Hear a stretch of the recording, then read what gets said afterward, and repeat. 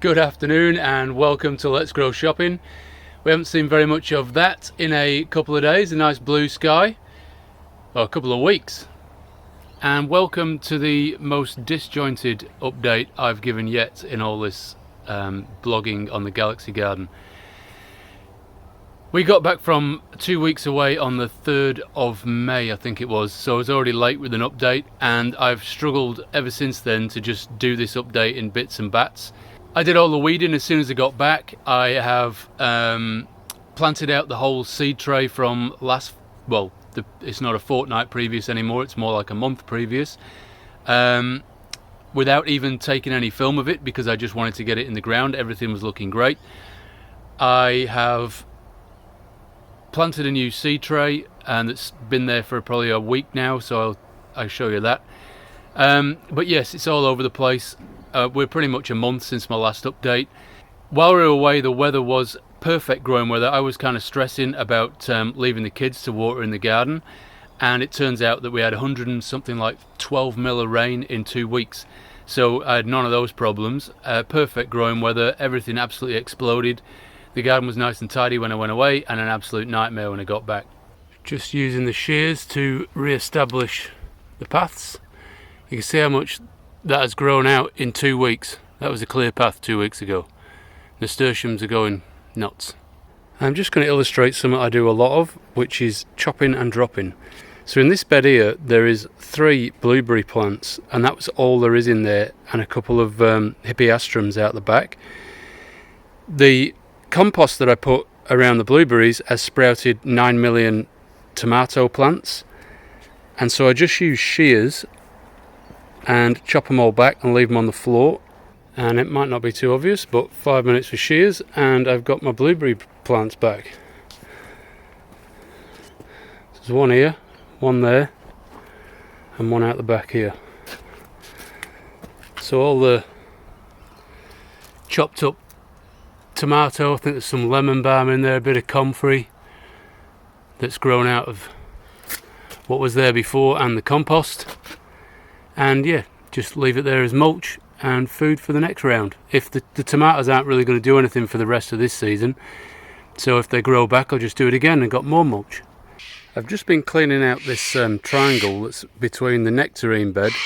So there's the nectarine, the TP, and the beans over here, which are now peas. But whilst these pumpkins have been growing, they've been in this triangle bed in between beans and nectarine. And so it's about 1.5 meters this way by a meter that way.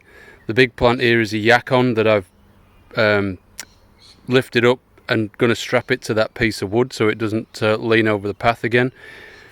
But just out of this 1 meter by 1.5 meter spout, I've got a pumpkin vine that's given me 5 decent sized butternut pumpkins. So it doesn't take a lot of room to grow a lot of stuff. And when the vines carried on growing, I just sent them off down into the bananas, so they weren't all in my veggies. And so yeah, they could grow as long as they like that way and hopefully produce more pumpkins. But just like I've literally found those pumpkins sitting on the soil in this area. Just finished planting everything out and realised I completely forgotten to take any photos or video of the tray that I started with. But apart from onion and spring onion, onion and chives, this one's chives, that is an awesome tray. Like nearly everything there is in the ground. Fantastic, loving it. So that's been in the greenhouse for most of the last 2 weeks, and everything germinated quite well.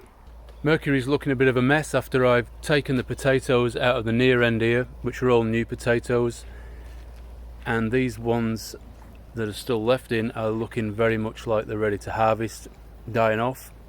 Hopefully they're a bit bigger and fattened up. In Venus, got some great lettuce, which you can't eat quick enough. Some pak choi finally, which hasn't been eaten by snails. I'm going to harvest that soon. And spinach down this side with the pak choi that was nailed by snails. And then I've got a couple of red cabbage down the middle, which aren't looking too bad at the moment. But I'm having some very heartfelt discussions with myself about bothering with brassicas in the future, which you'll see more of in a minute. At the end there is a load of self-sown potatoes from I don't know, probably just potatoes I've forgotten to take out previously, growing all over the place, looking very healthy, and yeah, they hopefully get something out of that as well. Mars's old potatoes again, yeah, dying off. They didn't get as big a plants in this garden bed as they did in Mercury, so it'll be interesting to see what comes out of that.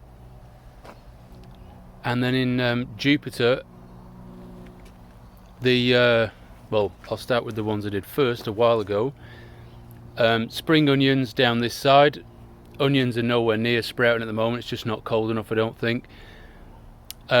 Carrots down the middle, which have come up really well, and beetroot down the far side. And so I've been, out of that seedling tray we just had, I've been gap filling some of the beetroot. So that row, that bed's probably about 2.5 meters long.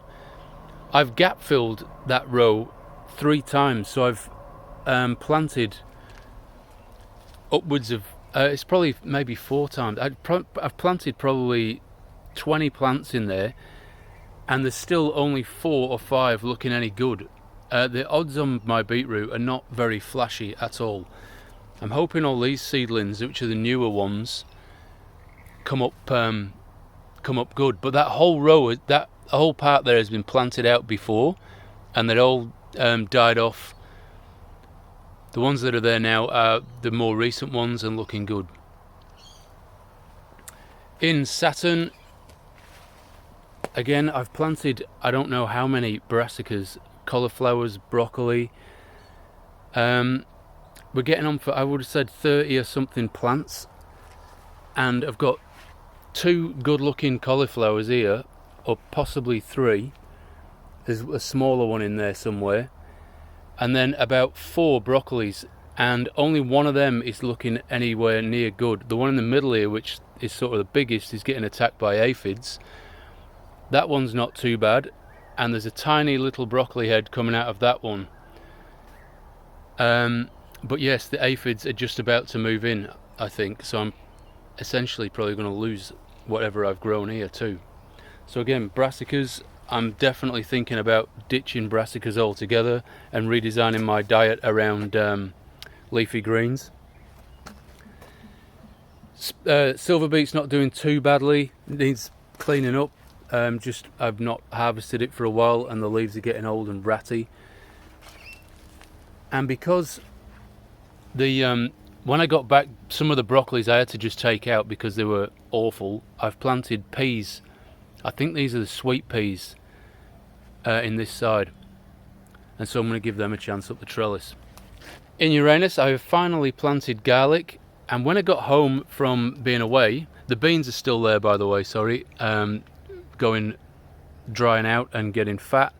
I'm going to pull them off any minute and save some.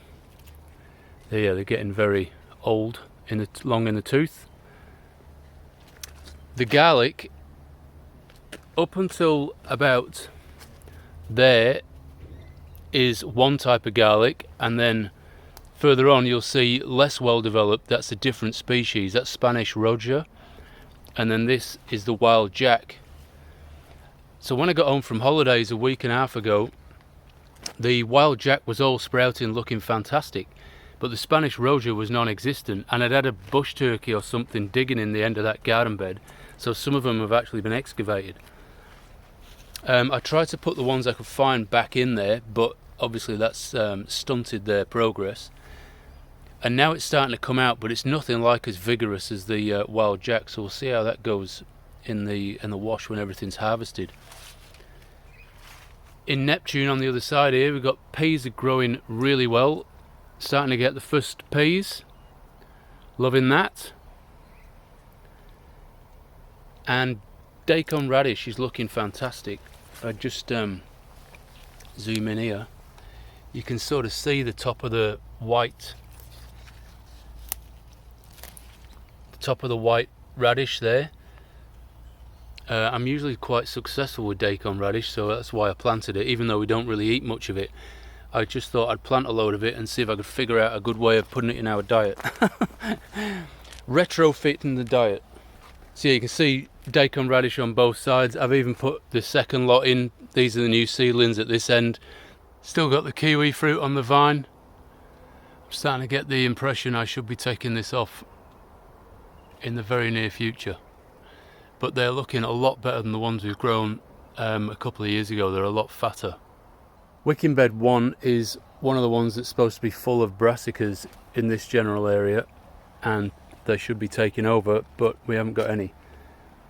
So I've put a row of spinach in, still getting basil, got a little bit of silver beet but looking very ratty, and an endive that's doing okay. So I need to plant something in this end. And like I said, I'm having second thoughts about the whole brassica thing, so now we've got plenty of leafy greens going on in this garden that we're not keeping pace with already. So if I plant more, I'm just getting a lot of stuff we're not going to eat. So I have to do some thinking. Revisit the plan. Wicking bed number 2, a little bit of silver beet, row of lettuce. Again, the last brassica looking extremely tardy. And then some garlic, so that's the wild jack that I just put out a few leftover cloves, chucked it in there, and that's doing alright. So we'll leave that alone. Again, big hole in this bed where I need to decide what I'm going to do that should be full of brassicas. Wicking bed 3 looking fantastic. This is what I want them all to be like. Rocket, I think that's a red cabbage and a cauliflower. Sorry, red cabbage, cauliflower, row of carrots, kohlrabi. So this one's coming on okay. If you go to the brassicas, they're still actually doing what they should be doing. No aphids yet. Wicking bed 4, carrots. Again, getting quite a few carrots in there. And I'll show you a healthy endive in a minute, a big one. We've got, some spring onions just in the foreground. Oh no, leeks there in the foreground, looking good. The endive, this one, is starting to get hammered by tiny little slugs. And you can see the mess it makes. Just slugs that big. Where are we? You can't see. There. You see the end of my finger. So that's what I'm looking for. Very painful indeed in a plant like this, which is as dense as. So this endive I'll probably just cut out and chuck away because it's just getting that bad. Still got a bit of silver beet and a great looking basil which just won't give up. We're getting some great sunny spots in between the rain, so a lot of plants that should be over their time are still powering on. Wicking bed 5, this is where the healthy endive is. Beautiful. No mess in there. I should be harvesting this a lot more than I am doing. Good looking lettuce next door, rocket next door to that. This mustard plant is looking sensational as well. A bit of basil in the background. This whole part here is mustard behind there. So yes, leafy green city, and again, what I want most of these beds to look like. Wicking bed 5, quite a few leeks. Everything that looks like this is a leek in this bed. There's 2 separate sessions of leeks. I had some leftover spinach and lettuce, so I put them in a row of their own here. Yeah, more leeks, and the spinach from yonks ago is still going, which I'm hoping to save some seed from, because if I could fill the garden with this, I'd be a happy man. And wicking bed 7, got rocket, so they're the new seedlings, looking fantastic. Beetroot, I think they're from a month ago, looking good. I mean, this row of beetroot is quite rare to get every one of them looking really healthy and on their way. And we've got some lettuce and again some silver beet, so more leafy greens. Wicking bed 8 is a bit ropey as well. There's some kale here. There should be more kale, but I think it's been eaten already. In fact, that one, oh, there's a tiny one there that's just surviving. Looking bare, some spring onion left over and some silver beet. So I'm gonna, yeah, again, like beds 1 and 2, this one needs some work. And last but not least, we are back in the greenhouse. These are the foxgloves, still looking small, looking a lot better now it's getting colder. I'll have them out in the garden. Everything else should be onions and chives, and it's definitely not cold enough for these guys. I'm still getting tomato seedlings coming up in here out of the compost, and a bit of vetch. This is the tray that I planted probably about a week ago now. So yeah, usual sort of suspects. Already getting rocket up, tatsoi and lettuce and some mustard. So yes, the leafy greens are definitely powering on at our place. We've been harvesting some great little butternut pumpkins, and this is one of the ordinary Japs. We've actually already been laying into probably, I don't know, 4 or 5 pumpkins. We're roasting them quite a lot at the moment and getting into the soup, which is fantastic. Hopefully I can shoehorn some leafy greens into that pumpkin soup.